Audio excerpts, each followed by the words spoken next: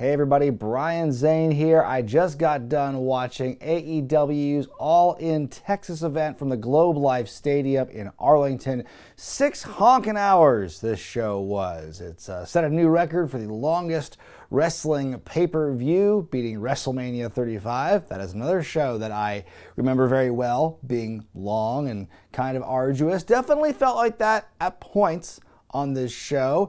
Definitely an up and down show, but I think it was up exactly where it needed to be. Naturally, we have a lot of stuff to talk about, so we're going to try and get on through it as much as we can, as fast as we can. Let's begin with the Trios Championship match as the Opps defend against the Death Riders with Gabe Kidd in there, filling in as the mercenary. You know, it's weird to me. I still don't get why Kidd is in the group, especially after his big, rah, fuck WWE, fuck AEW speech he did in Japan. It just kind of rings a bit hollow, and just he's there so infrequently as part of the Death Riders. I just don't buy him as a believable member, if that makes any sense. Like every time we've seen him on pay-per-view working for the Death Riders, it's not really working out. But anyway, this matchup is okay. Yuta takes a lot of offense at first for the Death Riders, and then Samoa Joe ends up taking a lot of heat for several minutes. Hobbs comes in and gets this big hot tag with a lot of power moves. I love when he catches Yuta in midair out of the Doomsday Device into a power slam. Shades of the Steiners. I pop big for that one. Yuta gets up on the top rope at the end. There's a lot of confusion, a lot of chaos in that corner, a lot of people running interference. In the end, Joe hits the muscle buster onto Yuta to win the match and retain the belt. But after the bell, the Death Riders jump the champions. They Pillmanize Samoa Joe's neck. I give it 2.5 stars out of 5. I think it was a hard-hitting, physical match, enjoyable in that sense. There were a lot of big strikes in that one, but I think a little low on story, honestly, as the match went on. And I think that, obviously the bigger details, what happens at the end when Joe gets laid out, seems to be setting up like one less ally, I guess, for Hangman Page going into the main event. Moving on to the men's casino gauntlet match, MJF and Mark Briscoe are the two guys starting off, and the winner of the match, by the way, gets a future shot at the AEW World Title. And really the story throughout the entire match is Max and Mark. We saw a lot of the build over the last couple of weeks, MJF getting really personal, invoking, Jay Briscoe once again, really that low-hanging fruit that he's so well known for, really building through that. And I think that Mark Briscoe's promos throughout this have also been just excellent. And boy, Briscoe is just one of the best talkers in the whole company at this point. But it really, again, the match really runs through these two.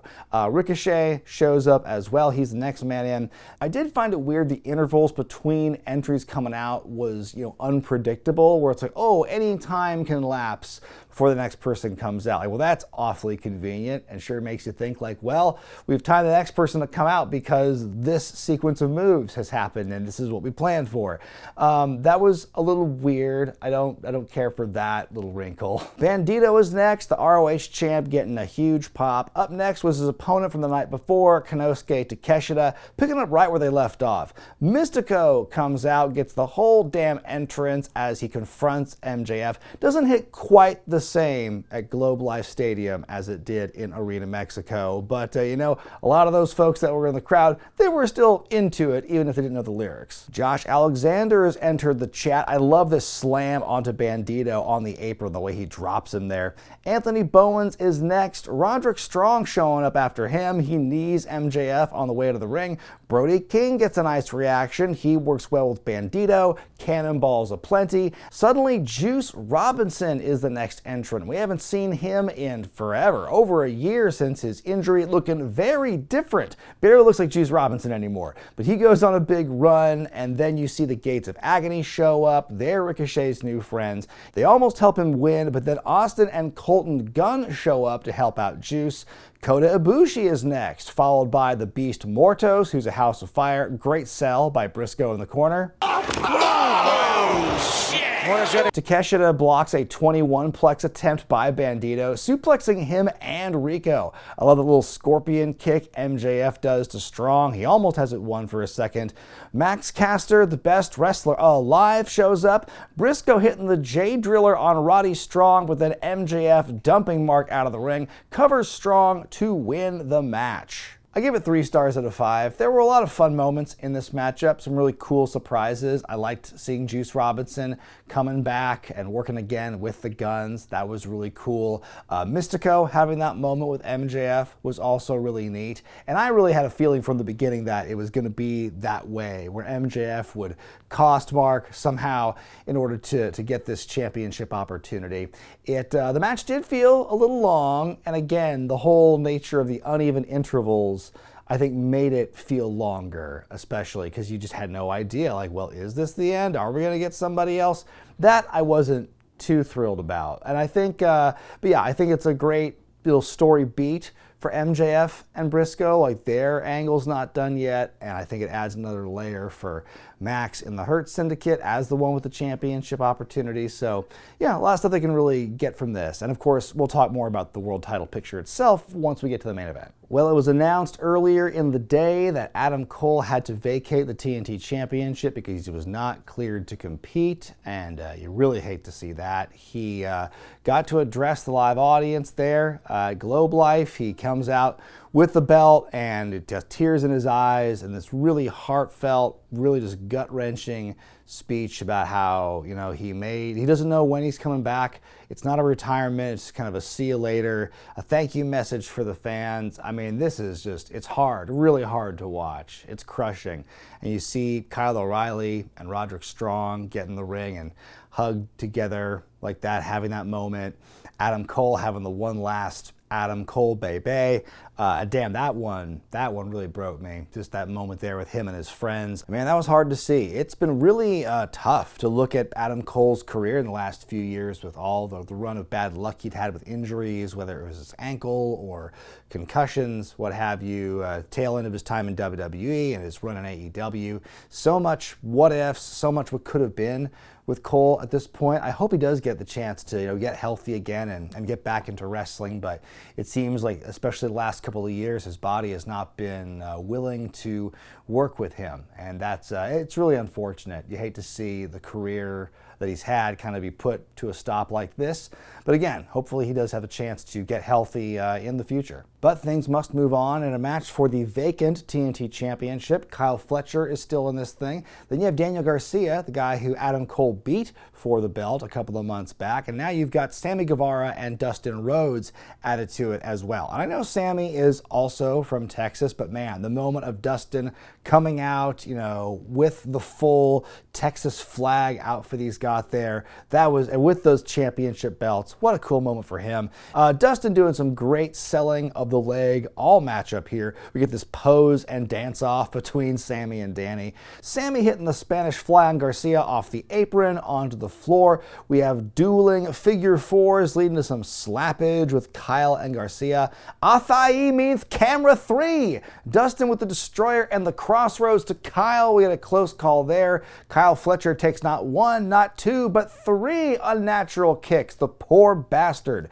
Dragon Tamer is locked in. Dustin's able to counter with a surprise roll-up and the win. Dustin Rhodes is your new TNT champion. What a moment. You had his nephews, you had the Von Erichs all coming in and celebrating with him. He and Guevara shake hands. What an awesome time this is to witness. I give it 4 stars out of 5.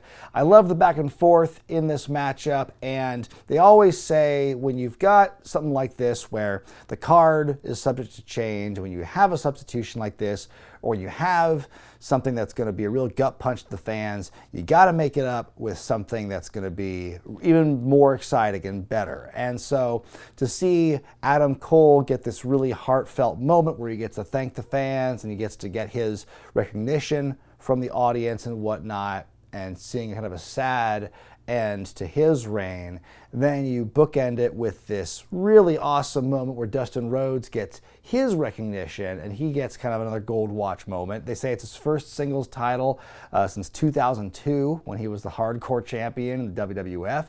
So what a huge drought that's been, and I mean, very well deserved.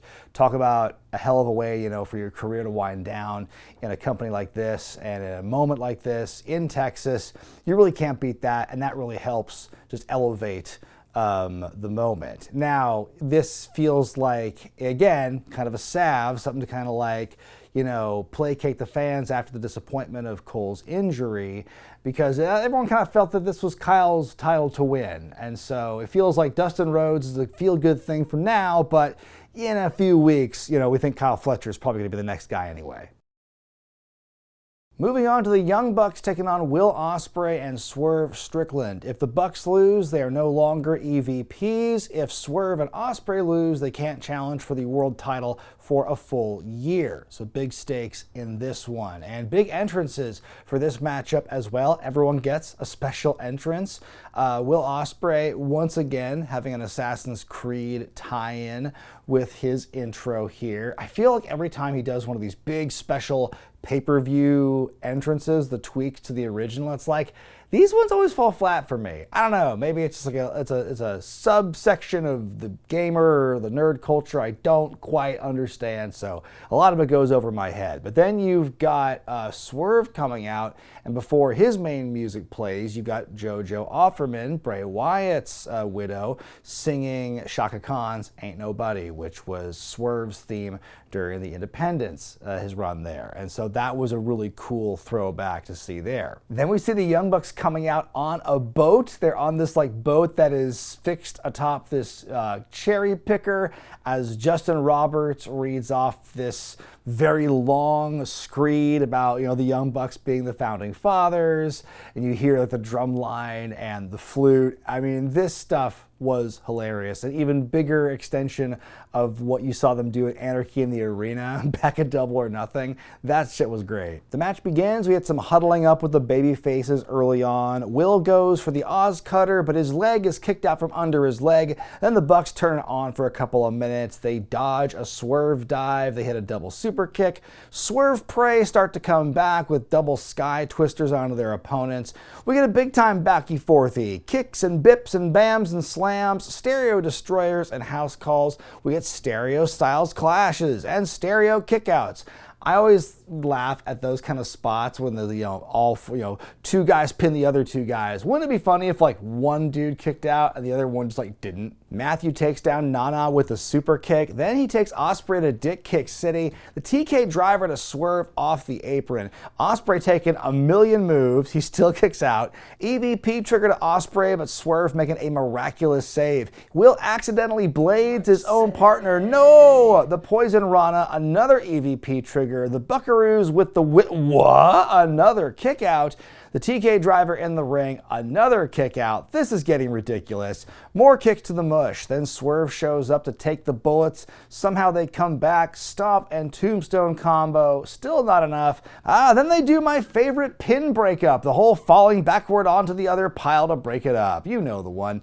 Swerve and Ospreay hit Matthew with a big double high-low thing in the middle of the ring. We get the cover and the win for Swerve and Will. It was ridiculous at times. I think some of the stuff Will Ospreay kicked out of was reaching the ludicrous, but I was still entertained throughout. The Bucks without the EVP powers, at least in a kayfabe sense, that's going to be interesting to see, how their dynamic is going to be as the founding fathers without that official power. And with Ospreay and Swerve in the title hunt still, I think that really keeps the world title picture a lot more interesting going forward, because I was kind of thinking, you can go a year, you can find a way to maybe have a long-term year with, Swerve and Ospreay not, challenging, and how can they reach that point again at next year's All In? Well, we don't have to worry about that because, they're still in the hunt. And I think, especially after what happens in the main event, again, the world title picture is looking very unique going into 2026. But yeah, this was again a very entertaining matchup. Swerve and Ospreay have a great chemistry, and I think those two worked really well with the Bucks. It was a Young Bucks Will Ospreay style matchup where some of the most ridiculous stuff happens here. And again, if you don't like that, it's, not for you, but for me, it was just the right amount of ridiculousness. Now it's time for the women's Casino Gauntlet match. Same rules as the first, only now it's for the ladies. You have Chris Statlander and Megan Bayne as your numbers 1 and 2. Willow Nightingale comes out next to a huge reaction. By the way, I don't know if you can tell or not, but I am wearing my Willow Nightingale shirt under this. Then Time Mello comes out. She puts Bayne in the rings of Saturn until Penelope Ford just walks in and breaks it up. Then out comes Harley Cameron in her cat mask to break it up. Then there's this whole exchange on the outside. You bitch! Cue the cartoon running sound effect, you might as well, as Harley and Anna Jay chase Ford out of the ring. What the heck was that? That was the best you could do with all three of those. Out next comes Tekla. Why does Willow have the soles of her boots taped over, I wonder? Julia Hart is next. She moonsaults onto Statlander and Bayne, who are just standing there all day waiting for her. Sky Blue gets involved in the match, even though she's not officially in it. Queen Aminata comes out next. She and Tekla have been gunning for each other from the start. Stereo spider suplexes, an upside down stare down between Julia and Tekla, and Taz just goes, zany girls. Mina Shirakawa out next. Very creative combination where she's got one in a leg lock, hits somebody else with a DDT. Sky Blue is still messing things up. She gets a figure 4 for her troubles. Mina thinks she's won by making her submit, but no. Athena comes out next, the forever ROH Women's Champion. Thunder Rosa is the next one out, another Texas native. Shuri, the newcomer from Japan, followed by Alex Windsor from the UK. These former rivals face off for a bit. Everyone else waits and sells for a bit, and they all get in the ring and face off at once, and they has fight. And look at that, the creepy ladies are doing the spider things again.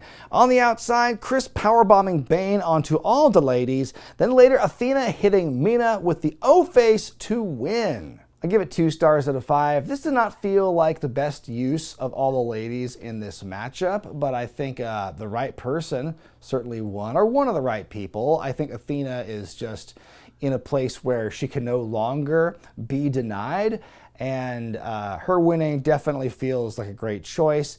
The match did feel kind of messy at times, but I think at least Shuri and Alex Windsor did get some good time to shine, and they were responded to well, especially for making their first large-scale appearances, especially for Shuri. But I think, it was a fine match. I think the men's Casino Gauntlet was better. Up next for the AEW tag titles, the Hurt Syndicate defend against the Patriarchy and JetSpeed. And the Hurt Syndicate coming out with some live accompaniment for their song. I'm loving the custom MJF Hurt Syndicate shirts these guys are wearing too. Westside Gun and Smoke DZA. Syndicate beat down on JetSpeed early on. They had a little bit of revenge from Wednesday, but then JetSpeed fire up. They had a lot of quick high flying offense. Dax and Cash, FTR, are on commentary for this one, and I just love the rants they're going on as this match happens, where I think Dax is saying that JetSpeed is trying to steal their offense, all of their flips and dives. Speedball with his big flurry of kicks to Nick Wayne. Kip Sabian with the distraction while Shelton's got the ankle lock in. Bobby Lashley throws Speedball like 20 feet in the air and brings him down from the heavens. That was nuts. Lashley with an all-time German suplex to Mike outside the ring and on to everyone else. Hell yeah. Syndicate takes over on Speedball. Dax putting over Big Stokely on commentary, complimenting on how cute he is. Kevin Knight goes on a nice little run. He saves Bailey from certain doom, hits a Hurricane Rana onto Shelton. Nick Wayne with some cutters, Exgen with the frog splash, but MVP distracts the referee in time.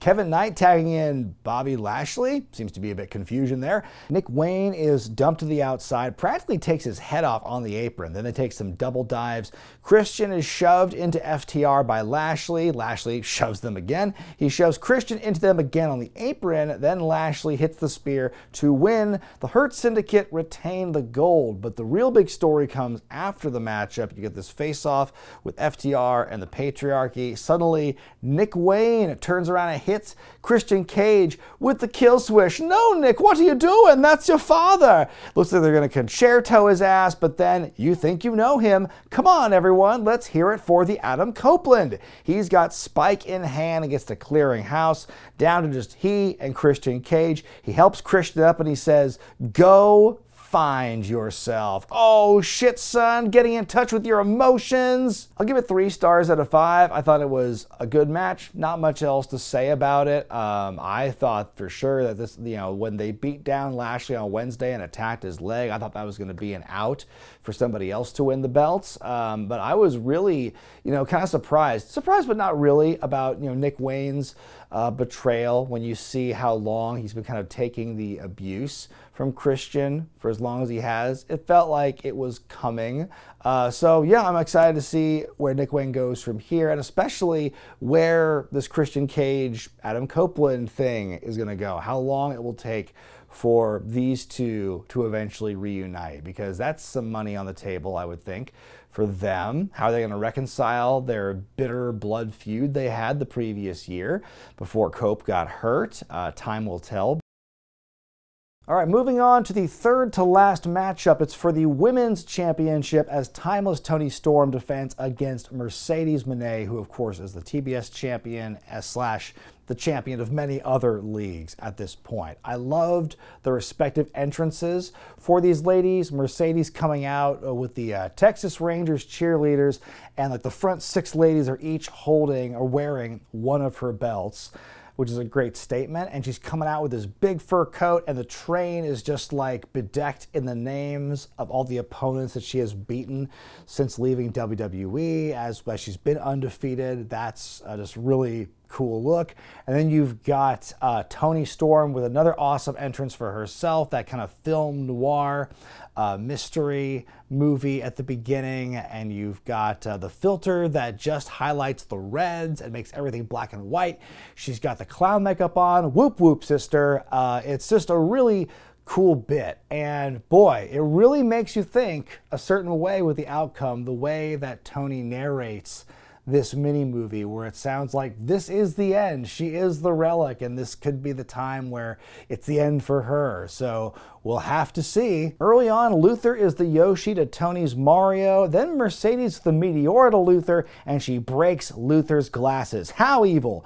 Moné with a powerbomb onto the floor, working Toni over for a few minutes, doing a lot of work on the arm. Toni comes back, hits the hip attack, and the Storm Zero. We get a kick out. A few minutes later, Mercedes giving Toni a smooch. But come on, Mercedes, we all know that only fuels her and makes her stronger. She is, after all, a Sapphic-based Pokemon. Toni hitting 3 straight Storm Zeros to Moné, but Mercedes still kicks out. What the hell? Fighting out of the STF now. They go up to the corner, another smooch, a Super Storm Zero off the second turnbuckle, the cover, and the win for Toni. She's still the champion. And yes, she defeats that nasty creative control of Mercedes Moné. I give it 4.5 stars out of 5. This is a great back and forth. They left a lot in the ring, and I think that had some great false finishes. And hey, look at that. Toni Storm won. And I think, again, a lot of people were really nervous going into this one. A lot of folks were dreading the seemingly foregone conclusion. And even I thought that, well, we got to have the dark period, the sadness, because of what's going to happen in the main event, where surely, we'll get the happy moment. So you have to have, either the bad with the good or whatever. So I was very surprised for Toni to win. I don't think that, they might have a rematch and I could see Mercedes winning afterward. But I think for this one to hand Mercedes the first loss is a huge deal. It was, I think, one of the 2 tentpole things that I think fans were looking forward to as this is going to determine whether or not we think the show is good. And I think that they passed the first test by having Toni going over here. I think the claims of Mercedes Moné, let me throw my 2 cents into this whole idiotic debate about creative control for Mercedes Moné. I think it's so crazy that there are people that have this belief. Does she have, influence over her character? And might she have some kind of power in that sense? And might Tony Khan listen to her and take those things into consideration and take that into consideration when he's making his final booking decisions? I think so. Has somebody mastered the political game Sure, I think if you're not an advocate for yourself in wrestling, promoters can screw you over. I mean, look at what happened with Sasha Banks in WWE. Look at how Sting was treated. Like, everyone thinks you're a nice guy, but you're getting railroaded repeatedly, and so I think, if she's standing up for herself and if Tony Khan says, yes, I want to book you like the star that I think you are, that you think you are, I think that's his prerogative. I think that the people who already don't like Mercedes Moné for a litany of reasons, real or fictional, use the creative control thing as another kind of boogeyman to justify why people don't like her. And I think you're entitled to not like Mercedes Moné if you don't think she's a great wrestler or whatever, if you don't like her gimmick or you don't like that she has all the belts. That's fine, but don't just say, oh, well, she's like Hulk Hogan and she has creative control and she's putting her thumb down on the women's division because, she said on a TMZ video, well, she said she had creative control. Oh, now's the time people decide to believe what she says in interviews, when every other time it's like, oh, you're a liar, you're a this, and you're a bitch, and that sort of thing. So do I think Mercedes Moné has creative control? No. Do I think she was maybe a little bit over-pushed? Sure. I think that the whole belt collector thing can be a little excessive at times because, how do you end something like that gracefully? But we've seen belt collector things be done before. We've seen them done with guys. We've seen guys go on very long win streaks for years on end in some cases, but you didn't really see people saying, oh, creative control, holding people down, that sort of thing. I find it very interesting, but I think that this was still a great matchup here, and I'm sure people are going to find other reasons to be mad at Mercedes. Semi-main event for the Unified Championship, the person who will put together the International and the Continental belts, as Kazuchika Okada takes on Kenny Omega one more time, the final chapter, as it were, in the historic rivalry. I was very excited for this matchup here, and Jim Ross came back as well, fresh off his latest cancer treatments. And he is back on TV here. It was good to hear his voice, if only for a little bit, on this evening. And you got your special entrances here. You got Kenny Omega coming out with the big Druid choir, and you've got Jason Charles Miller singing a theme for him as he comes through this big flaming Omega Stargate. And he's got big shredder spikes on his shoulders. I'm sure there might be a reference that I'm missing, but I thought it was a very epic entrance. By the way, Kota Ibushi, who is known as Kenny Omega's best friend, is in his corner for this matchup. Okada going for the abdomen right from the get-go. All that diverticulitis is just it's like when you're fighting a bad guy in a side-scrolling game and their weak spot for the boss is the glowing red and yellow. That's what Okada is doing for Omega's stomach. On the outside, Don Callis leaves commentary for a second to get some cheap shots in on Kenny. DDT on the Spanish announce table by Okada. Kenny starts coming back with some dives, twisting fisherman suplex. Okada with a big old standing drop kick, but Omega stays in the fight, hits a super Snapdragon suplex at one point.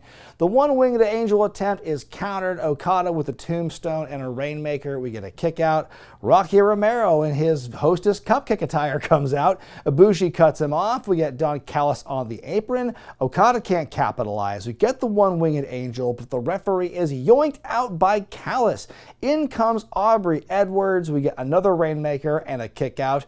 We get the yay boos, but Okada with the shot right in the tum-tum. And after some more counters and counters, Okada with one more rainmaker, getting the pinfall victory over Omega once again, unifying the International and Continental belts. I'm going to give it 4 stars out of 5. Is it the greatest matchup in their rivalry? No. Obviously, these two guys are showing their age a little bit. 7 years removed from their last matchup. It's a long time, and obviously Omega especially has undergone a lot of health complications over the last few years. So, but this felt like a great swan song for their rivalry. Again, was it as good as some of their best? No, but I think it was still a fantastic matchup. I think it was worthy of a match between the two of them. And yeah, Okada getting the final laugh in this feud makes a lot of sense. I think that him as the unified champion, a lot of stories you can tell with that as Omega's career is starting to wind down.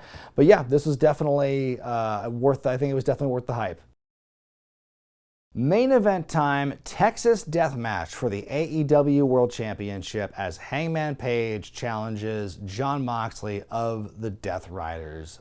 So much hype, so much build, kind of all feeling like it's coming to a head here in this matchup. Again, more special entrances on the night. Moxley comes out riding a big old truck that's driven by the Death Riders. But then you've got Hangman coming out. There's a guitarist on stage playing kind of old Western tune, and you've got this professional whistler. Like, man, this whistler can really whistle. She's really good. And then you hear the old Hangman Page theme before he turned heel last year. And oh man, what a cool return to form for Hangman, the homecoming and coming back like the hero once again with his old theme. That was really cool to hear. By the way, he's wearing white pants, so you know there's going to be some blood in this matchup for sure. Early in the match, in the first minute or so, you find out each man's got a fork. And then Hangman just takes Moxley down and just goes stabby, stabby, stabby right at the beginning. And blood is pouring out of Moxley's head. Like, holy fuck, this is already disgusting. Moxley digs some barbed wire into Hangman's face, and now Page is bleeding. Now Marina Shafir on the outside gets to biting. We get a barbed wire chair early on in the mix. Chekhov's table has been set up. We also then see Moxley and Marina pulling out a big bucket of broken glass. We don't get the Taipei job on this one, though. It's just they dump it out.